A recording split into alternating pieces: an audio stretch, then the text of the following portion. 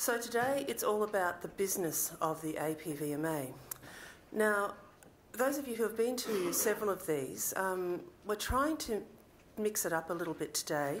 Rather than do the usual dump of the same information that you've got, what we're going to do is go through in a lot more slowly and in a lot more detail some of the big issues that we're grappling with. And one of the things that I really enjoyed yesterday was when we had some interaction with you around, particularly after the session before lunch, around international assessments. So I'm going to try and make sure we've got plenty of time for that sort of discussion. You will see as we go through there are several questions and several challenges that the APVMA is dealing with, and it would be good to be able to even get some initial feedback on some things now, but also to get your questions so that we can shape what we're going to be doing. Now, before I start, yesterday at the beginning of the day I mentioned the R word, the relocation, and that we weren't going to be talking about it. But today I am going to take a slightly different tack. And this is more around a bit of a reality check for how we're going to go forward over the next couple of years. So the APVMA at the moment is in a very challenging position. So as we will prove to you shortly, is that we've put so much effort into improving our timeframe performance, and that is happening. So we've got our business as usual in terms of registering chemicals, doing compliance, doing GMP licences. There's also still the call for reform, and certainly today you'll be hearing from Tim Karloff from the department about some of the reform agendas that's still being pursued. We've got money, about $7.5 million via the white paper, agricultural white paper, to continue our reform on many fronts, and I'll take you through that today. And that in itself is quite challenging because, as I will talk about shortly, we've essentially done the easy things, and the easy things have got us an improvement in our timeframe performance. The next wave of reform and change within the APVMA is quite hard, and that's what we need to work out how to do. The third challenge, of course, is relocation. Now, while I'm not going to be talking in any detail about relocation or what might or might not happen, it is a government commitment. So if we're looking down the track, I'm making the assumption it's going to happen. So we've got then the challenge of relocating an organisation, which if anyone who has done that, it is not an insignificant thing. Put that against the background of the fact that we are seeing quite a few experienced staff leave the APVMA, and the fact that when you look at who's doing the registration, who's doing the work on reform, and then who's going to play key roles in terms of relocation, they're all the same people. So we're going to have to get to a point where we're going to have to choose what it is that we focus on. And I presume that most of you in this audience would still choose that we get the registration things through. The relocation, I suspect, will be something that we will have to do. So then the question comes down to how far do we push reform in the next few years? So what I'm going to be presenting to you today is just some initial thinking about what it is that we should focus on that will support continued improvement in terms of how we do registration, but also how it might support a future agency operating out of a regional location. So it is an interesting time, and that's why today I plan on going very slowly through a lot of the reform. It would be quite easy for me to just race through and say, here's what we're doing. But it is going to have to be collective choice from here on in about what we focus on. We do, of course, have legislative requirements, but it is, as I said, it could be a case of no matter what you might want in terms of reform and continued reform, we may not be able to deliver it. Now, having said that, we still have an exciting package of reform and ideas for us to deliver a lower regulatory approach to how we do it, because we've seen success, and we've got a major piece of work looking at the efficiency of our business processes, which again all of you in business would know just what you can, the difficulty in mapping current business processes, particularly when you're dealing with 29 separate application types with all different subcategories, as well as finance, HR systems, compliance systems, you name it. So how we actually streamline our business processes is a huge part as well. Now, in terms of what to expect today, this morning is really focused on the big picture. So I'm going to be taking you through shortly overview about what I was just talking about in terms of what we see as the things that we can deliver or at least make a huge stride in over the next couple of years. We're then going to hear from Tim Karloff from the Department of Ag, who are still working on reform areas, particularly in terms of initiatives that will make the lives of us in the APVMA easier, and in turn make your lives easier in terms of how we put in how you put in applications. So Tim will take you through that. After morning tea, so my presentation is very much a high level. I'll be giving you the overview. After morning tea, there's going to be several presentations that provide more detail around some of the big initiatives. So, for example, the work that we're doing around the lower regulatory pathways, the work we're doing around contestable efficacy, the work we're doing around how we make a better user experience for our services, and you'll be hearing a lot more detail there. After each presentation, there will be time for questions and discussion, and we'll go from there. After lunch, we will have, actually before lunch, we'll also have Al Norden give us more information around some of the challenges around registration, some of the trends that we're seeing. When we'll be talking about compliance. We've got a feature presentation today. So yesterday you would have heard a lot about glyphosate, and Katie is going to be giving us a presentation around what's happened with glyphosate, which I think is a really interesting snapshot. It's nearly like a day in the life of a chemical review person about just what they do and the work that goes into making a decision that on the surface seems pretty straightforward, but in actual fact there's a lot of work goes into it. We're also trying something different today because we've got such a mixed audience that some people may want to pursue different issues further than others. So, for example, after afternoon tea, we've actually got 3 rooms set aside, and we're calling them drop-in centres, where if you want to come and talk to us about more detail about particular issues, then we'll do it then, rather than necessarily hold up the full group talking about a narrow range of issues. We'll do it in a group. So, for example, an obvious one for today will be, of course, around CCI and reference products. So what we'll be doing is I'll be going through some of the high-level things, particularly around the federal court decision. Al will be going through in a bit more detail, but if you have more detailed questions, we'll have a drop-in at 3:30 or after afternoon tea in here, so we can have a more in-depth discussion for those people that it's meaningful to. Otherwise, we could get into a very boring discussion for the majority of the organisation. We've also got a room set aside for you to help us in terms of how we might improve our user experience. So Virginia will be taking you through some research, which I think quite a few of you participated in. But we're going to be setting up an area that if you want to either find out more about the survey, but also, more importantly, help us in terms of how we shape the next steps, that would be good. And we're also going to have room for you to meet with your case managers, our portfolio managers, as well as the new health assessment team. So you'll be hearing from Chris Shivens later today about the new health assessment team. So it's a slightly different way of conducting today, so hopefully it's not going to be all talking heads.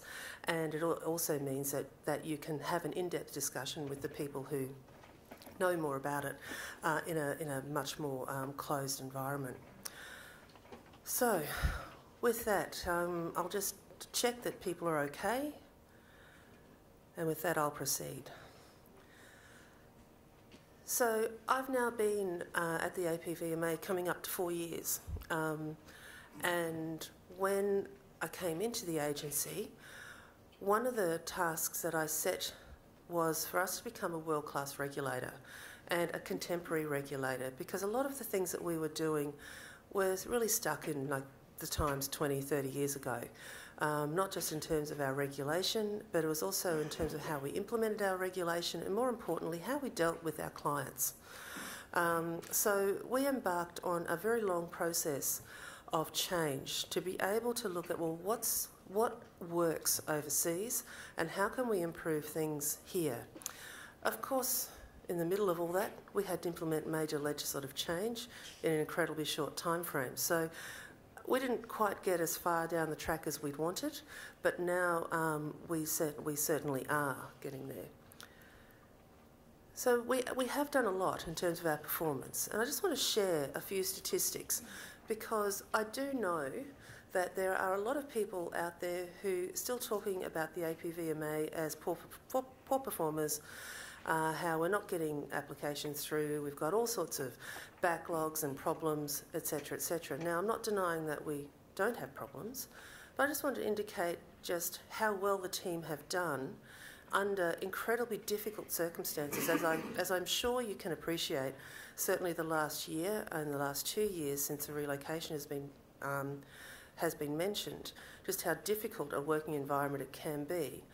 But the fact the team have pulled together and have now brought our timeframe performance up over 80% for products, I think is an incredibly good job. So it started going up in June, and we've managed to sustain it over the September quarter. So timeframe performance for products, both veterinary medicines and pesticides, we're now at 83%. Considering where we were at the beginning of the year, which is around 58%, that's incredibly good. And I'll come back to that because one of the things, if I was looking at, and this is what I trawl through the stats nearly daily, one of the things that I look for is not only a timeframe performance, but are we on top of our backlog? Because if I was seeing that our timeframe performance was, say, 80%, but our backlog was creeping up and up and up, I'd be thinking that, oh, perhaps we're just hiding a lot of applications. But as I'll be showing you shortly, the work that we have in progress in our backlog is actually coming down. So overall, what we're looking at is incredibly good performance by a small number of people delivering very well in terms of timeframe.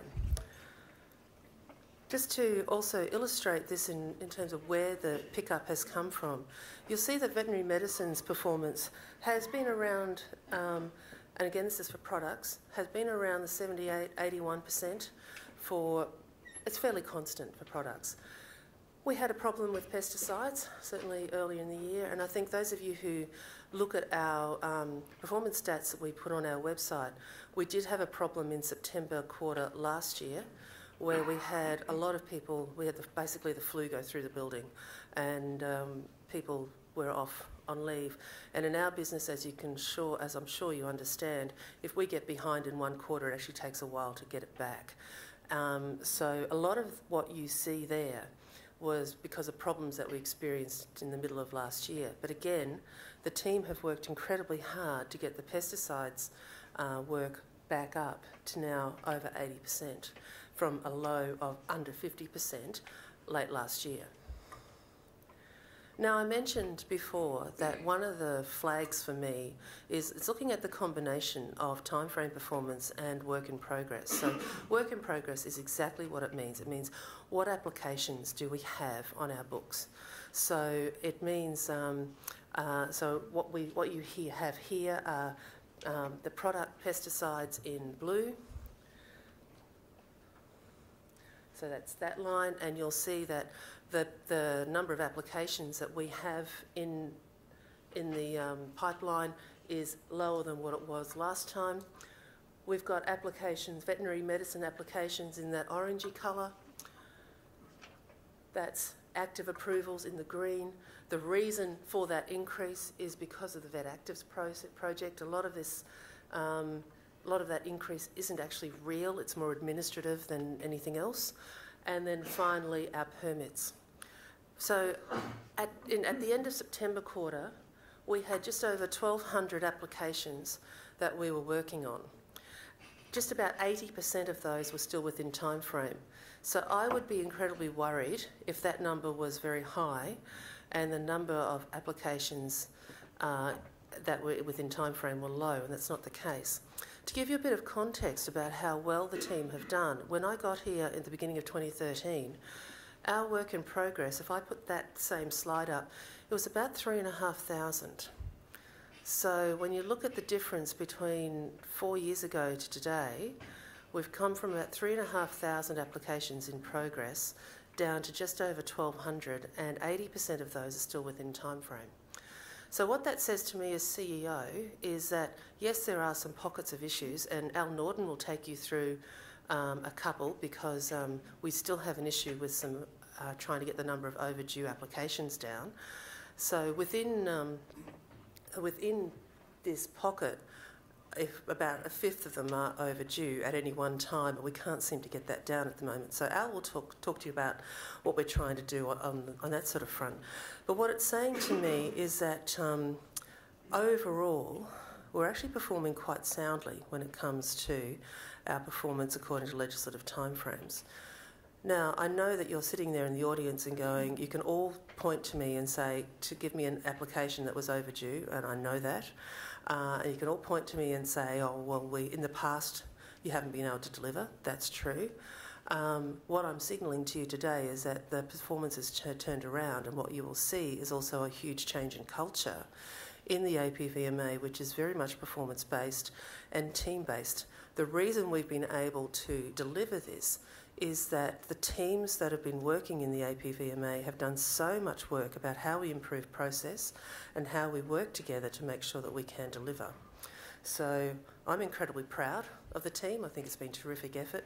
And what I'm looking at now as CEO is, given the challenges that we're facing as we come up to a relocation, it's how we manage to keep the momentum going as much as we can, recognising that it is natural that when an organisation is in a state of flux, there is probably going to be an impact on performance. But my focus is very much about how I'm able to keep that level of performance as much as I can. So what I'm going to be talking about today are all the different ways that we are looking at changing the way we do business, so we can not only maintain that, but hopefully improve, and do that in the face of a very difficult transition.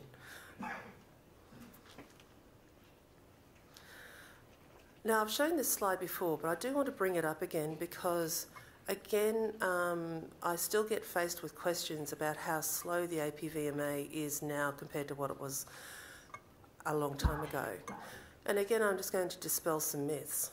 So at the Sydney or whatever, Melbourne, wherever the last one was, we just had our internal auditors. So these are audited figures. I asked our auditors to come in and go, okay, so we've had a change of definition in how timeframe performance has been calculated since the legislation was implemented in 2014. So in short, before 2014, we could turn clocks on and off at will, whereas now we can't. Once the clock starts, it doesn't stop. So we've now got what we call the difference between clock time, which was prior to 2014, where we could turn things on and off, and elapsed time, which basically means from the time we hit go to the time that we get the product out the building. And if you look there, if we applied, so the top part here, if you look at our timeframe performance and all our annual reports, we proudly report that we were able to finalise applications 91% of the time. And that's because we could manipulate clocks. That's what it comes down to. But if we applied the same definitions that we have now to what was applied beforehand, so that means elapsed time, we would have only completed applications 33% on time. And again, if we look at the physical time that's taken, if we applied the same definitions that we have now to what it was before in 2014, instead of getting applications out in 3.1 months, it actually would have been 7.8 months. Now we're averaging 4.6 months. So just looking at that timeframe performance statistic, like the 83% or any timeframe performance statistic, is a bit misleading, because we all know that, like, if we miss a timeframe by 1 day, it's counted against us. One of the things that I'm looking at and monitoring very closely internally is the actual time we take. So the task that I have set the team is, one, to try and reduce the time that we take overall. So I monitor average timeframes a lot. And more importantly, how we are able to reduce the number of overdues so that we can get that out. So we actually publish on our website now, we've just put out the September quarter, a lot of detailed information right down to item number, the amount of time it takes for us to get things out, performance statistics, you name it, where you can now have a look and see how we are going against each one. Internally, each month, we sit down as an executive, go through every statistic and look at where we're seeing emerging problems and where we need to perhaps put more effort in. And I believe it is paying off, and I'm hoping that you as applicants are starting to see something paying off. Our holy grail, which we're not there yet, is to be able to, not forget about the legislative time frame, but we actually give you the time when you can expect to get your application out. We'll give you a date or a week, and we hit that time. That's our holy grail, and has to be preferably within the timeframes. But even if we, for whatever reason, we can't make the timeframes, we really want to be able to say to you, okay, we can't make the timeframe because of this, but we guarantee that you will get your application out by this time. So Al Norton will take you through some of the work that we're doing in that way, but that's sort of, as I've mentioned, our holy grail. What we also want to do is get our portal up and running so that you can see that. So if something happens, you don't have to ring up one of our wonderful case managers. You can actually see online where your application is up to. We'll give you an expected date, and you can basically put that in the bank that we will deliver. So as I said, that's our holy grail. Now, I mentioned earlier that one of the things that we're looking at doing is how we become a contemporary world-class regulator. This is a really interesting debate because it means something different to a lot of people. What it means to me and to us in the APVMA really focuses around 6 things. And what we'll be talking about what we have done as well as what we've got planned, keeps coming back to these 6 things. First one is about being a proportional regulator. What that means is making sure that the regulatory effort that we apply, and in turn the regulatory effort that we require from you, is proportionate to the risk that's being managed. Now, that has been a huge focus of our work over the last couple of years, and Sharon Pike will take you through a lot of the work that we have been doing in this area, because we all know that we were putting too much effort into products that really we probably shouldn't have. And we were leaving us with little time to be able to focus on the things like we were doing yesterday around that require the more in-depth thinking and analysis. So part of why we had such an improvement in our timeframe performance is that with the things we've implemented already, we've actually taken the need to assess a lot of applications out of the system. And we're able to focus more on some of the more high-level analysis that we need to do.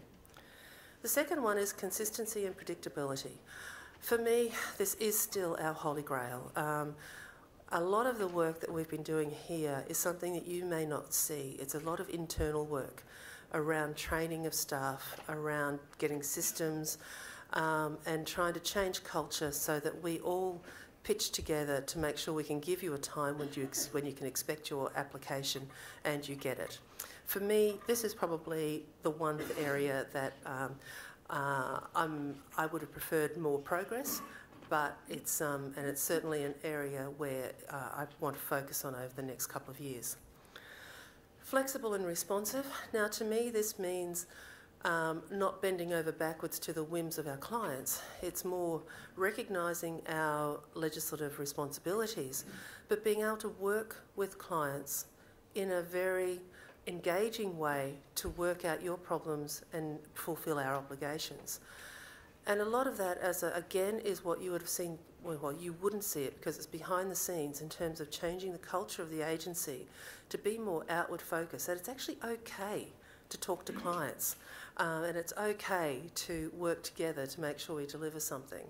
And certainly with bringing in new people and with Al Norton and the new team in registration, I'm hoping that you as applicants will have seen a change in attitude to how we deal with you over the last couple of years. And it's something that I'm incredibly proud of with the agency, and particularly with the case managers into CMAO. I think they've done a great job in trying to be better, more engaging.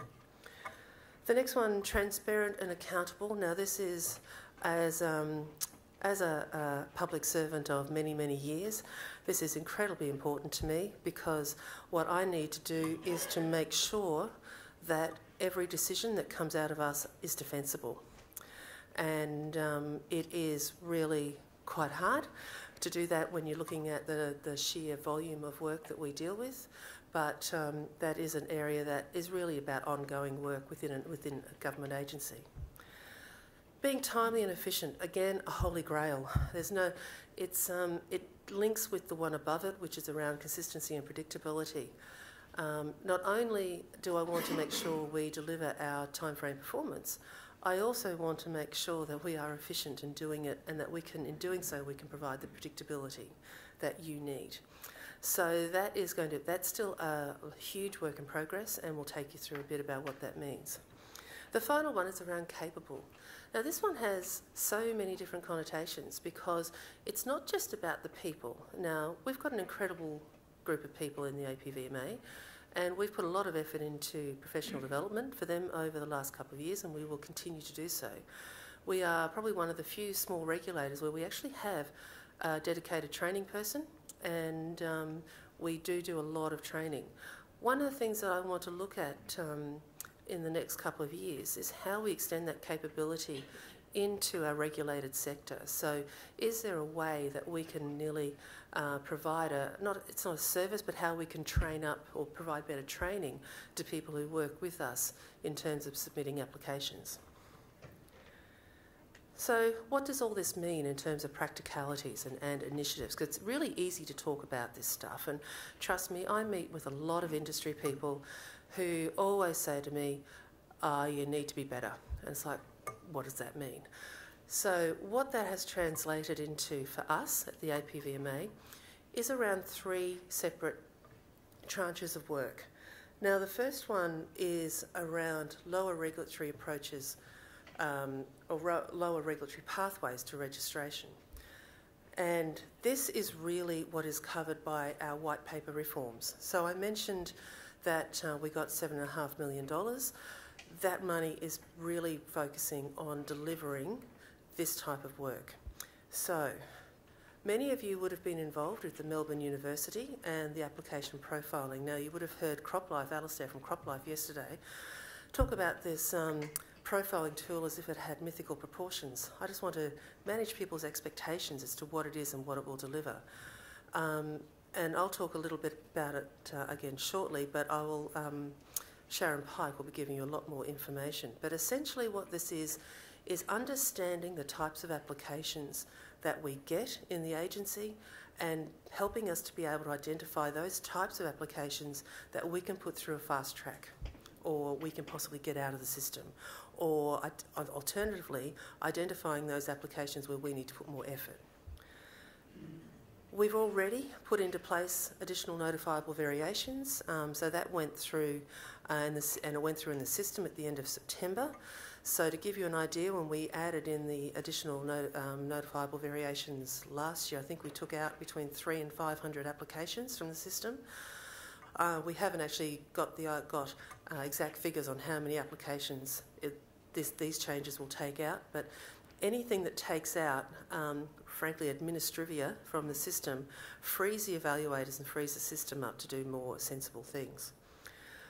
We've also implemented what we're calling fast-track registrations. Now, this started life as a wish to have online self-registration, but as Sharon will take you through, we actually can't do that because of our legislative requirements, because there are several points in the process where an APVMA staff member must physically touch the application, so we can't just have automatic sign-off on anything. However, we've identified a range of applications that we can put through a much faster process. So the first one that we've got up there is for people to fast-track their own repacks. So if you own the product and you want to repack it, then you can do that through our fast-track system. We've only really had one proper application, three, sorry, and Sharon will take you through it, but instead of 3 months, we got it through in 6 days. So we're looking at how we expand that. and it'll be really focused around repacks. The next one is around standards. We, as part of the Melbourne Uni work, we identified several areas that we believe if we created standards, we might be able to get a faster track through. So we're working on things like dairy sanitisers, perhaps anti-fouling paints, perhaps pool chemicals, and perhaps household insecticides. Again, Sharon will take you through in more detail. You heard a lot yesterday around our use of international assessments, so I'm not going to go into that again today, but in short, we're basically at the end of the policy development on this, and it is now, our focus is on encouraging industry to come in with submissions and making sure that we have the systems internally to be able to handle them quickly and show the efficiencies. The next one is something that we're working very hard with the department about, and this is more at the moment on our wish list, is to scrap Schedule 6 items, which I can tell you the day that that ever happens, APVMA staff will have a bonfire. So we no longer have 29 items. We are actually able to tailor an assessment with better modules, so we're no longer trying to force fit applications into these 29 things which don't quite fit.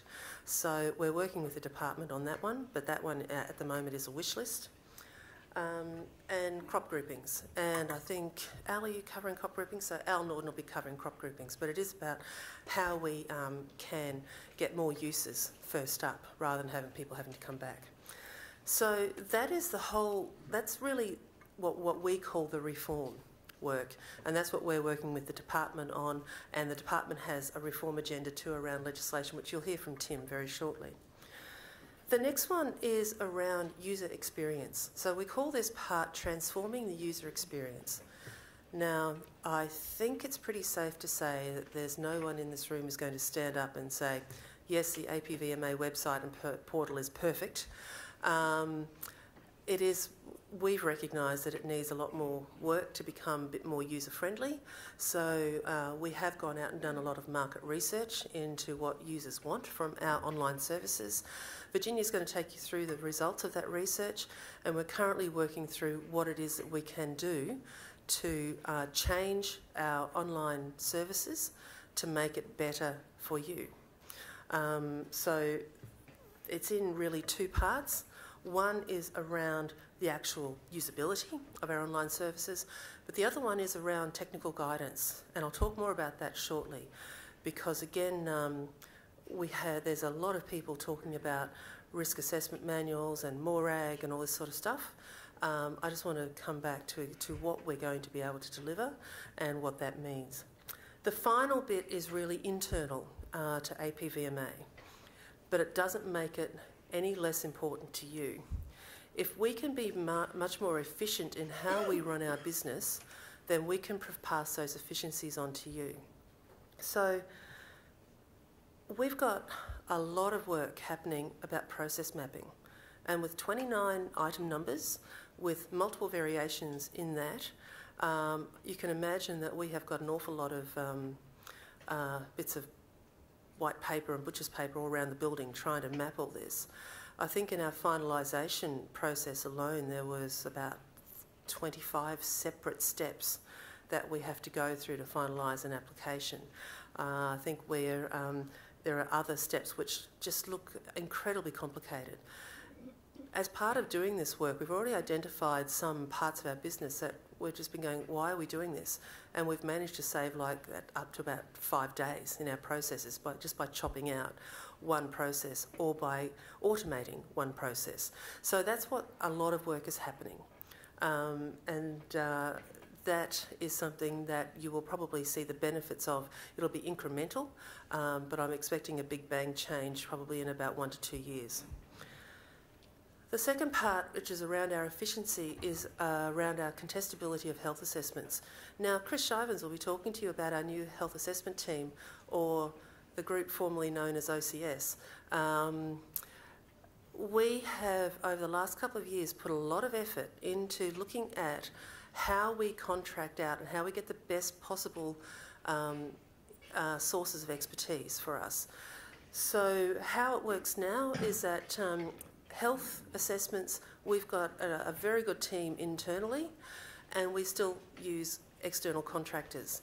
And I'll give you some stats shortly, but what we're seeing is a reduction in timeframes, more importantly a reduction in money, and also we've actually got a bit more flexibility in terms of having a health assessment team on site who can actually work with the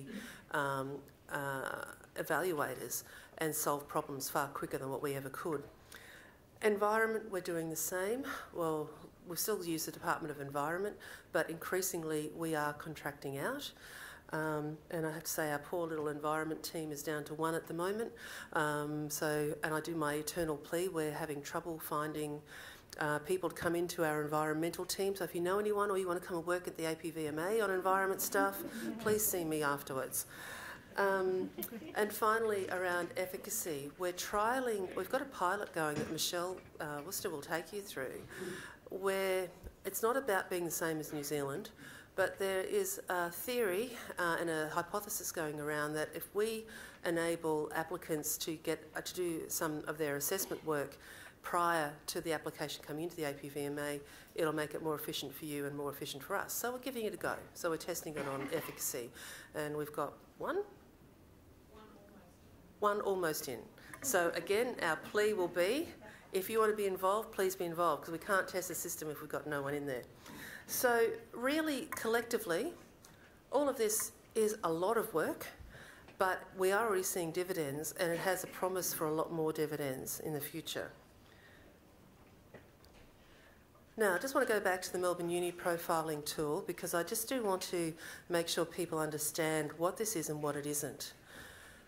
I think there's a bit of a myth around that there's somehow we got the University of Melbourne in to look at our risk framework, and there's going to be a magic computer program where you put in your product types and you'll get the magic answer, computer says no, computer says yes, sort of thing. It's not going to happen. What the University of Melbourne exercise was about was helping us understand the risk profile of our applications. So this was about helping us being able to go, well, okay, if we were to look at this combination of application aspects, can we do it differently? So what I've just got up there is, you've seen this before, I've done this before, is around our, when we map an agricultural, like a pesticide application, there's all the different elements that come up as part of it. So essentially what we're doing with the, what we use the application profiling tool for is saying, well, okay, if we have a combination of, say, an existing non-active, an identical pack size, the active concentration is within a range, can we get that through faster? It's that sort of work. So it's more about a guideline or framework for us to challenge each other about, well, do we really need to put a lot of effort into some of these applications? And what that has sparked is that, as I think I've mentioned earlier, we've done the easy things. So what fell out of that immediately is that we could put quite a few applications out into notifiable variations. We could put quite a few out via fast track. We could do it around registration by standards. So that's frankly the easy part, and we're still working through that. The next phase is the harder one, which is really fundamentally looking at the more higher regulatory intervention and what we do, and are there different ways of us getting through. So when I go back to what I was talking about earlier, about the different challenges that we are going to be facing over the next couple of years with relocation, what I am saying right now is that we are focusing on delivering these things and doing it well, without necessarily promising a lot of other more advanced things. But I believe if we can get this right, as well as all the other aspects right, you will see enormous gains. Now, I mentioned the policy on international assessments. I won't go through it in any detail because we had a good briefing on that yesterday. But this is, again, a huge step forward for us and for you, and we really hope that we can work with you to make it work. One of the bits of feedback that we'll be coming out with shortly is, what can we do to help you because once we get the guidance documents out and the policy out by Christmas, there's not much more we can do, because it will be up to you to work out what international assessments you want to bring into us. So we'll be coming out and saying, well, is there anything else that we can do to help? Now, I mentioned our contestable assessments. I just want to give you a couple of stats just to show the scale. This is last financial year, so things have changed, of course, because the health assessment team came within the APVMA 1st of July this year. So I haven't got the stats for the financial year so far. But to give you an idea that last year, we, for health, we contracted out nearly a quarter of all of our assessments. And the combination of contracting out as well as having OCS, we were able to lift the time frame performance for those health assessments from below 50% to up to nearly 80%. So we saw immediate benefits from doing that. And now that we've got the health assessment team in-house, so we haven't got the stats so far, but I'm expecting that we can improve on that even further. Environment is actually a really interesting story in terms of, and we're nearly at not a crossroads, but we are doing some serious thinking about how we deal with environmental assessments in the future. You can see there that we contract out less than 20% of our assessments to the Department of Environment. A few years ago, that would be up near 100%. Most of our stuff goes out to externals, and we've got some incredibly good external assessors, and we do a fair bit internally as well. Now, you'll see that that will change coming this financial year. As I mentioned, our team of one in the environment team can't sustain that sort of performance, but we are looking very seriously about how we make it easier and improve the work around the environment. So, bringing it together, what you've heard from me today so far are really bits of a story, and what you'll see by the end of today is that what we're doing is building up the story for you. So the next wave is around how we pull this into one coherent picture. Now, what I have been looking at is, given the fact that we have our regular business, we have the reform agenda that we want and the department wants and the minister wants and you guys want, coupled with the relocation, what can we do and commit to that's sensible and will lead us to benefits in the long run?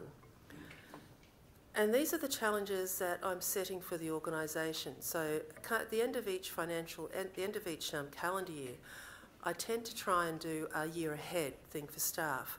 And you're seeing this before many of my staff do, and I imagine I've got lots of staff in the audience who've never seen this before either. So pretend you're one of my guys and go with it. So what I'm saying is that what we need to focus on is how we provide better information to applicants. Now, what I mean by this is that we've got two levels. Now, the people in this room are probably the people you're experienced in working with us, but we have an awful lot of people who aren't. And we, frankly, waste a lot of time holding people's hands about how to put an application in, and the real basic things that you in this audience would be probably shocked at some of the questions we deal with.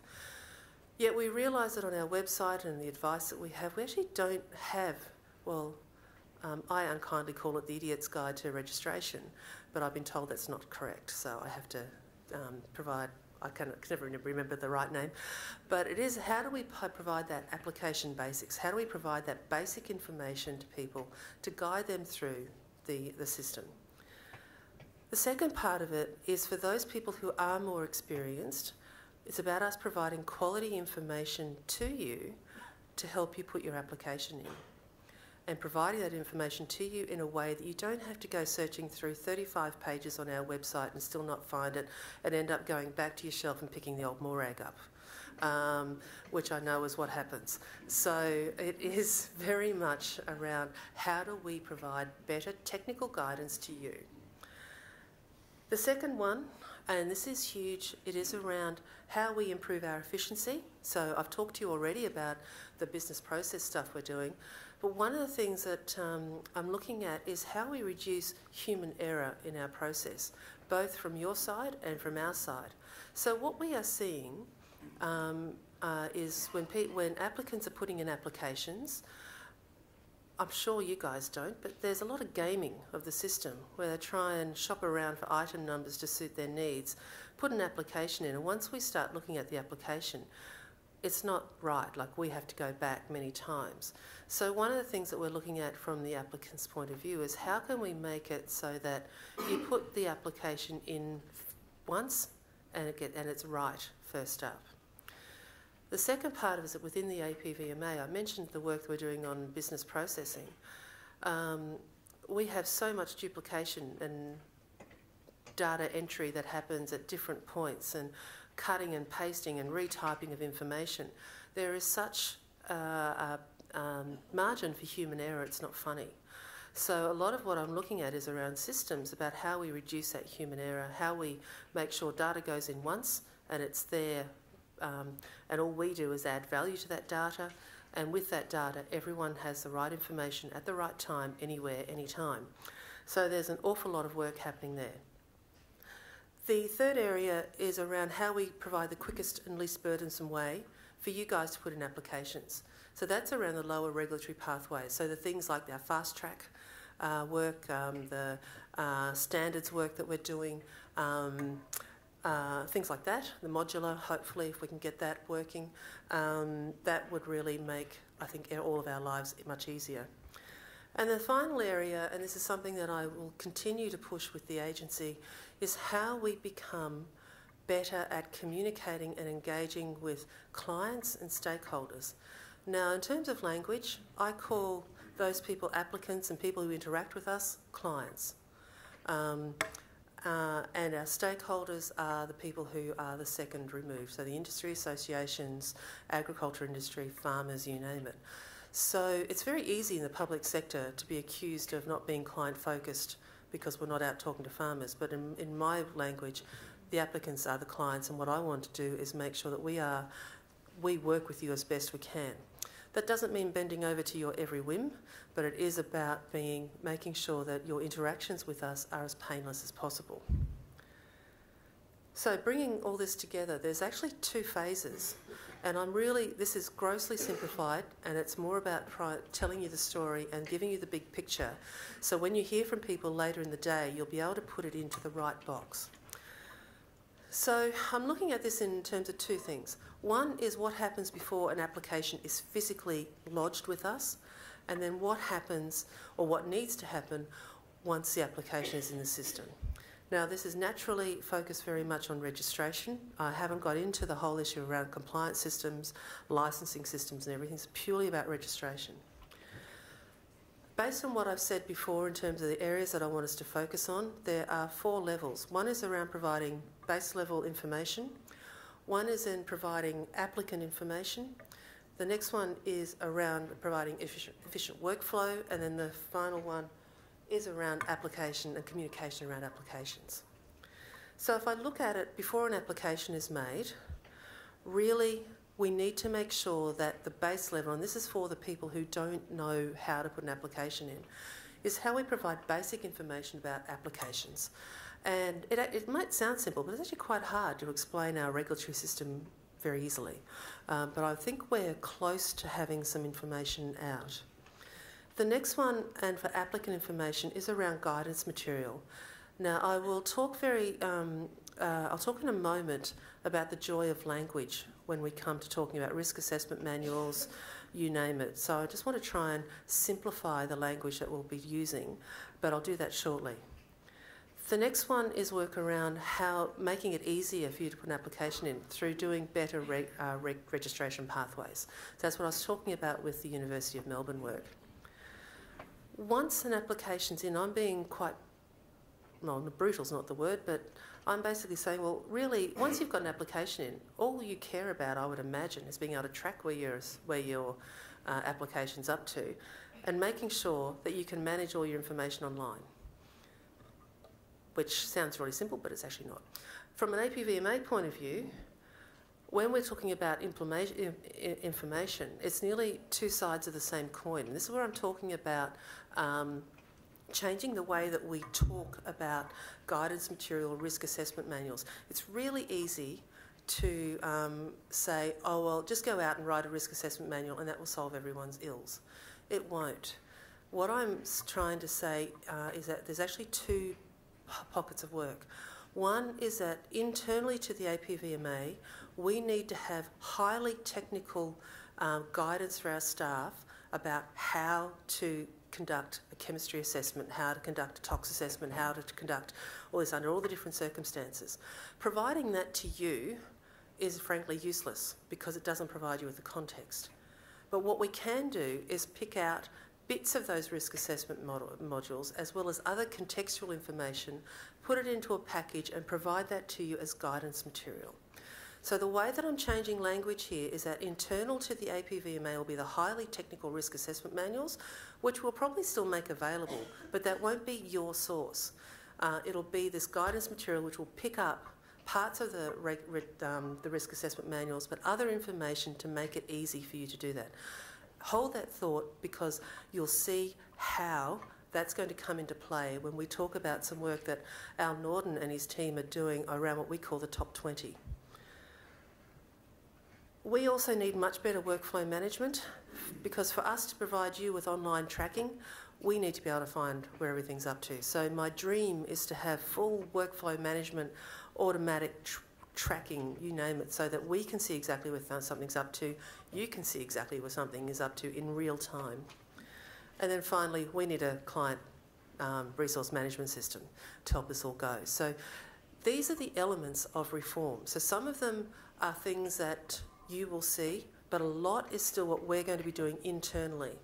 And it doesn't take much to see that a lot of what we will be doing is also a foundation for an organisation that has to relocate to a regional town.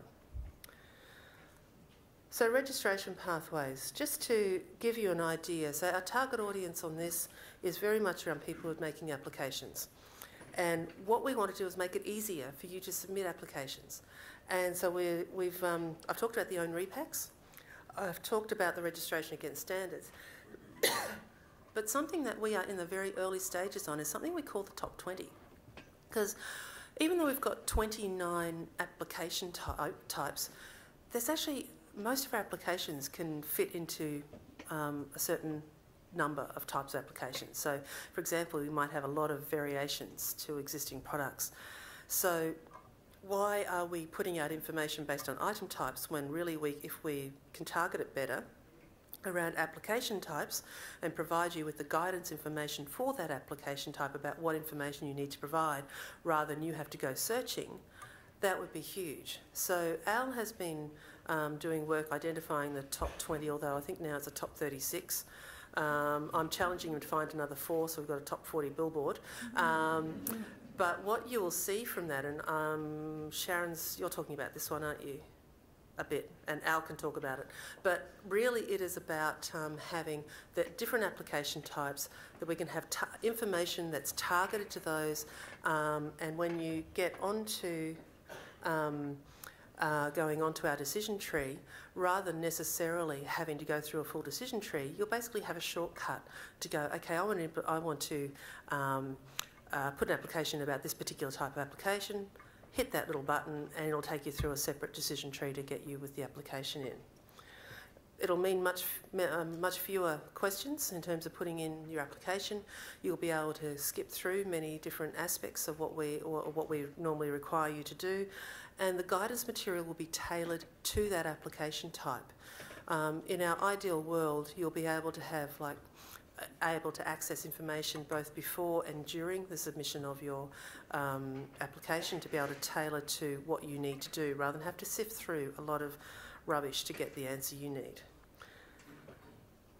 The next part is around a digital strategy. So a lot of what we need to do, particularly around doing the better workflow management, both internally and the better tracking for yourselves, as well as the better client resource management, is we need to fundamentally shift how we do our digital work. This isn't an IT strategy, it's about how we use the technology to be able to deliver on our promise.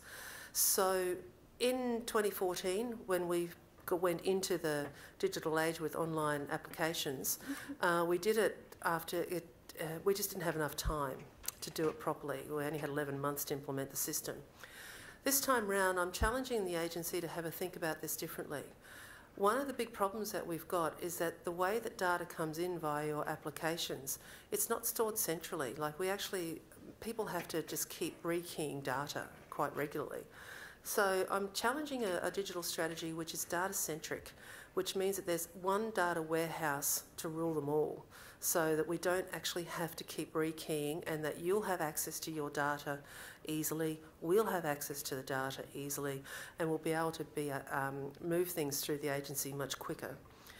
We're also looking at how we have a mobile digital workplace. A lot of what we do doesn't have to be physically done at 18 Wormald Street, Symonston, and particularly with the amount of work that we're contracting out, what we need to be able to do is be able to work anywhere, anytime.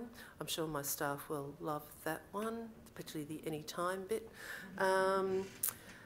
And the final one is around digital business process reform. So I mentioned earlier that we're doing all this process mapping and we're finding all these redundant processes.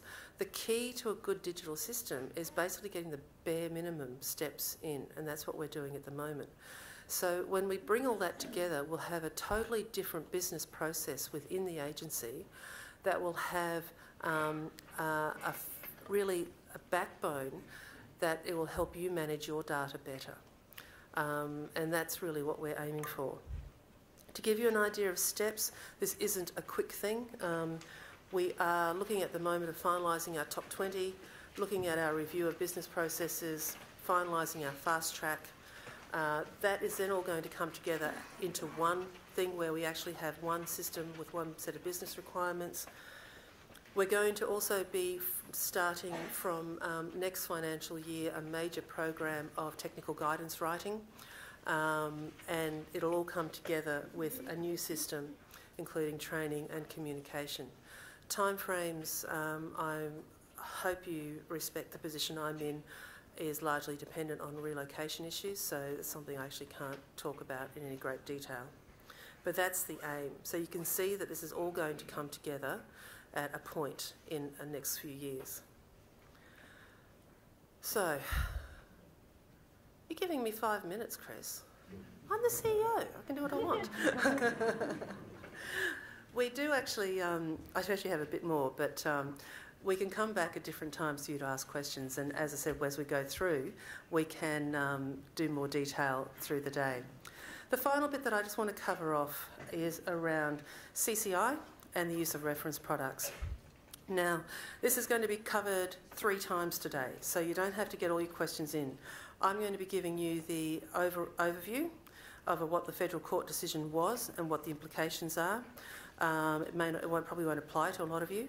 Then Al Norton is going to cover it again in his presentation, and then we've got, after afternoon tea, a dedicated session for those of you who want to come and talk about it more.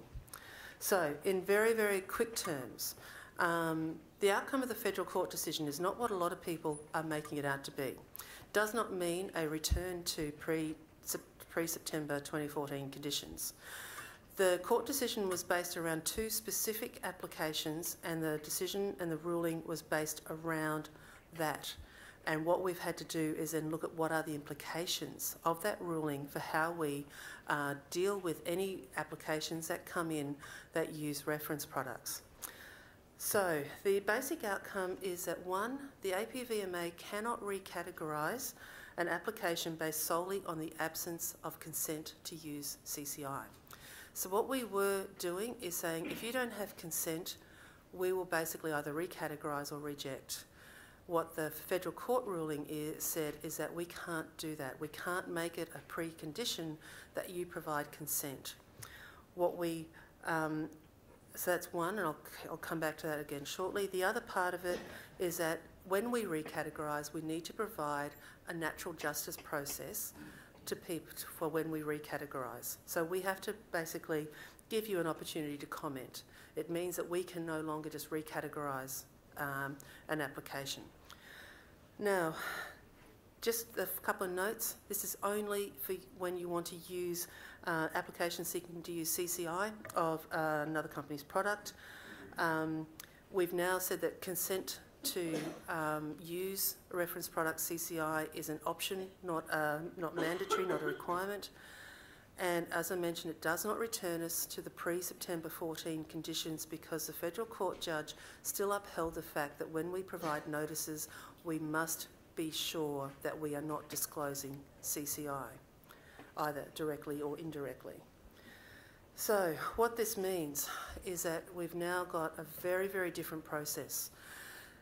What we have to do now is that we have to compare the proposed product with the reference product and ascertain what information, if any, we rely on in making our decision that might be CCI. We then have to work out whether we can write a notice in such a way as to not indirectly disclose that CCI. If we can, the application proceeds. If not, then we can either consider recategorisation or refusal. Now, we'll go through that many times and again afterwards if you wish, because it's actually a really important distinction in terms of how we deal with reference products. What this means now is that because of the huge variety of applications that we deal with that involve reference products, we cannot have one single process or even put common rules out there for how this might be used. We now have to treat every application that comes in on a case-by-case basis. And it actually is providing a fairly complicated and lengthy time internally to do this work. So as of 1st of November, we had about 100 applications caught up in this, and we're trying to work through as fast as we can to make sure that you get your notices, and I think you'll start seeing more of these come out as we're getting more confident with how we do our internal processes. As Al will be talking about, a lot of the stuff that we'll be providing you is actually being refused or have problems that isn't actually CCI related. That again is a bit of a myth that keeps getting thrown up, is that any application that comes in that uses a reference product, it's not only because of CCI issues that we perhaps refuse or ask for further information. And Al will take you through that in more detail later, just to give you a bit more tips about how to bring an application in. So also another reminder is that CCI is only one part of the information that we have to deal with in terms of protecting data. There are actually 4 different categories. And again, this is where we keep getting caught up with people using the word CCI interchangeably with protected data underneath our legislative scheme. I only raise that, I'm not going to go into any detail, just to provide context for when Al comes up and talks. So that is the end of my part. I did take a lot longer than I thought, but I'm hoping that with that you will have an idea of the type of work that we are looking at. In the interest of time, what I might do is pass to Tim to do his presentation and then open up to broader questions both now and probably when we get back from morning tea. Because we have got a lot of time factored into today to keep it as flexible as we can. So with that, if it's okay, just have a bit of a breather, and I might hand over to Tim to do his presentation about the departmental reforms, because that'll give you the other piece of the puzzle. Then we can come back for other questions. So Tim.